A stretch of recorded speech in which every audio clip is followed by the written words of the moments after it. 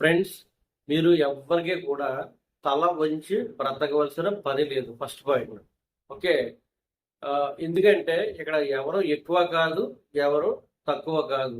ఎవరి యొక్క జన్మ ప్రణాళికలో భాగంగా వాడు కొంచెం 2 ఆకులు ఎక్కువ చదువు ఉండొచ్చు, లేకపోతే మీకంటే కొంచెం గంట 2 గంట ఎక్స్ట్రా సాధన చేయొచ్చు. ఒక సంవత్సరం 2 సంవత్సరాలు, లేదా జన్మ 2 జన్మలు ఎక్స్ట్రా సాధన చేస్తుండొచ్చు. సో అలాగని మీరు ఎవరికెక్కడ తల వచ్చవలసిన పని లేదు. ఓకే. అందరూ కూడా ముందుకే వెళ్తున్నారు. ఇక్కడ ఎవరు వెనక్కి వెళ్ళట్లా. ఎప్పుడైతే మీరు ఎదుటి వ్యక్తికి తల వంచి ఉన్నారో అప్పుడు మీరు ఎంత దూరం వెళ్ళారో మీకు తెలీదు. తల ఎలా వచ్చారు, తల వస్తే మీ నీడే తప్ప మీరు ఎంత దూరం వచ్చారో మీకు ఎలా తెలుస్తుంది? ఏం వస్తుందో మీకు ఏం తెలుస్తుంది? ఓకే.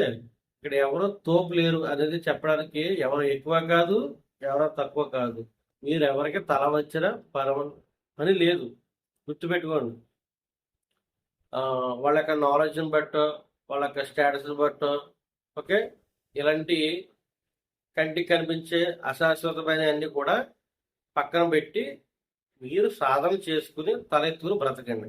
ఓకే. మీరు ఎవరికి తల వంచిన పని లేదు. ఎందుకంటే ఇక్కడ అన్నీ కూడా గోసి గుడ్డతో శుద్ధ పీకేసి భూమా తీసిపోతుంది. ఇక్కడ నుంచి ప్రతి ఒక్కరిని, నిన్ను, నీకంటే ఉన్నవాడిని, నీకంటే తక్కువవాడిని, చదువుకున్నవాడిని, చదువు లేనివాడిని, ఆ పదాలు ఈ పదాలు ఏమీ లేవు. ఇంకా ఆడి టైము అయిపోయిన వెంటనే తక్కువ తీసేస్తారు, మొత్తం అన్ని తీసేసి బయటేస్తారండి. ఓకే. సో ఇక్కడ ఎవడ ఎక్కువ కాదు, ఎవరో తక్కువ కాదు.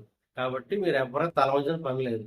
మీరు ఏం చెయ్యాలనుకుంటున్నారో, ఏం మాట్లాడాలనుకుంటున్నారో, మీరు ఎలా ఉండాలనుకుంటున్నారో మీకు నచ్చినట్టు ఉండడాన్నే మనం ఒక ఎన్లైట్మెంట్, ఓకే, ఒక ఉన్నత స్థితి అని మనం చెప్పుకోవచ్చు. కాబట్టి మీరు ఎవరు తల ఉంచకుండా హాయిగా ఉన్నతంగా బ్రతకండి. మీకు ఎంత ఉందో అలాగే మీరు ఉన్నతంగా బతకండి. ఎందుకంటే మీరు అంతవరకు ఆలోచించారు కాబట్టి మీకు ఎంత వచ్చింది. మీరు ఇంకా ఎక్కువ ఆలోచిస్తే ఇంకా ఎక్కువ వస్తుంది.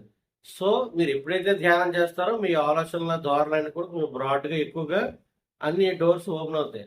అంతవరకు బానిస బతుకు ఉంటుంది. కాబట్టి ధ్యానం చేస్తే కొంచెం ఇంకా ఉన్నతంగా బతకడానికి మీకు డోర్స్ అని ఓపెన్ అవుతాయి. కాబట్టి ధ్యానం చేసి ఎవరికి తల వంచకుండా హాయిగా బతకండి.